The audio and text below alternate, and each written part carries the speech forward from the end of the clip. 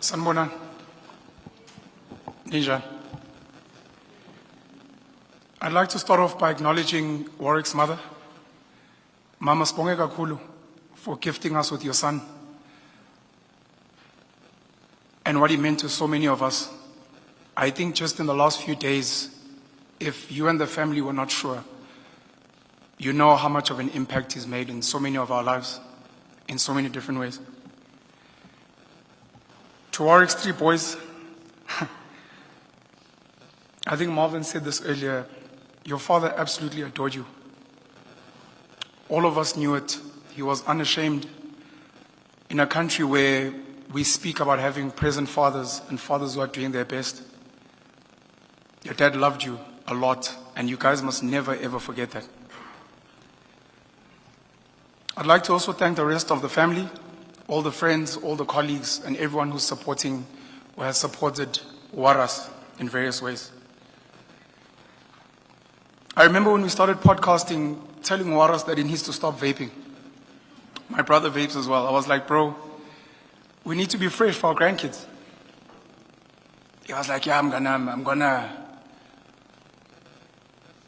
And it's so sad today that we lose him so early, and it had nothing to do with any lifestyle issues. Warras became famous as a music DJ, a radio and TV personality, but today we say goodbye to him as an activist, a political and social activist, and as an astute businessman. I saw a clip on TikTok where an old video of Magchi asking him, what will you be remembered for? And in his typical comedic way, he started off by saying, look, at my funeral, there'll probably be a lot of girls asking each other, who the F is this lady? Women loved Warras. Mama, maybe you know. We loved Warras. And to everyone who's lost a man, I'm sorry. Magchi would refine his question, and Warras would reference a teacher from, I'm guessing, Freight High, where he matriculated in northern KZN. There was a teacher that said, look, I think you are a divergent thinker. He says he used to get into a lot of trouble, not for being naughty, but for being smart, too smart. Warras was incredibly, incredibly intelligent, perceptive, curious, incredibly curious, used to research a lot, wise and quite articulate. I think a lot of people who maybe did not know his past fame and got to know him now were fascinated at how articulate he was about some of the issues we had in this country.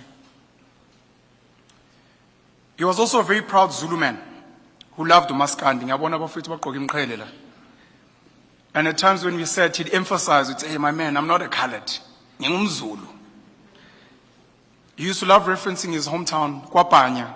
I think it's Begu Zulu in Freight in northern KZN. As Sizwe mentioned, he was a passionate patriot. He would be seen with people that you may not like. Polarizing characters that you're like, I'd never be with that guy. But he would be with that guy on both sides or on all sides. Because he passionately cared about this country. Arguably controversially so. He spoke out very bravely and openly about corruption, maladministration, incompetence, and he even mentioned a lot of the solutions we needed to fix this country. And I think many of the clips circulating this week have been around some of those themes. He referenced El Salvador and Bope, who had successfully cleaned out gang violence in El Salvador.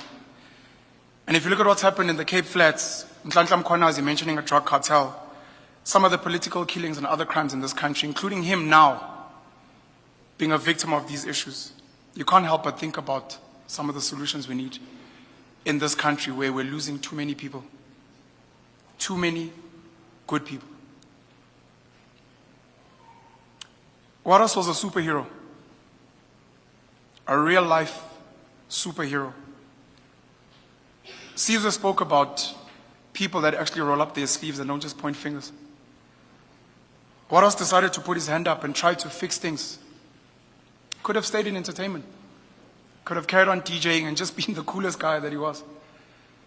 But he decided that he wanted to be, and he needed to be part of the change. He was definitely a braver man than most of us, including myself. And he was a real-life action man. As I close off, I would like to state that it's very difficult for myself to meet someone who the very first time feels so familiar, as if you grew up with them. Warwick's special talent was that he made everyone feel like that. Everyone who met him felt like they'd known him forever. This was the guy in school who had a big mouth. This was the guy at work who was always charismatic. And as Marvin said, even when he'd rock up late, it'd make everyone feel good and you'd forget all about it. He used to love video calling, "Hey, mngani wami," and then go on with his stories. I want to emphasize this again. Warras adored his boys, loved his mother, spoke about them all the time, and many of us were touched by his deep love for them. A constant reminder that we also need to cherish the people in our lives. If for nothing else, I hope we all remember him as a loving father, a deep patriot, a hyper-talented media personality, an activist, and one hell of a lekao. Warras mngani wami, ulale ngoxolo. We still had so much work to do, so many podcast episodes to film, so many leaders to hold accountable, and so much money to make. We'll miss you, mfowethu. I hope there will be justice for your brutal exit from this world. As I close, I'd like to say rest in peace to Kiernan A.K. Forbes. Rest in peace to Opa John DJ Somebody Sifoka. Rest in peace to Dibelo Tibbs Motswane. Rest in peace to Marius Flam van der Merwe. Rest in peace to Papita Diokaren. Rest in peace to every South African who was and is trying to be a positive force in a society riddled with corrupt and evil people. And last but not least, rest in peace to Warwick, Robert, DJ Warras, the Shady Lurker Stock. We'll miss you. Ngiyabonga.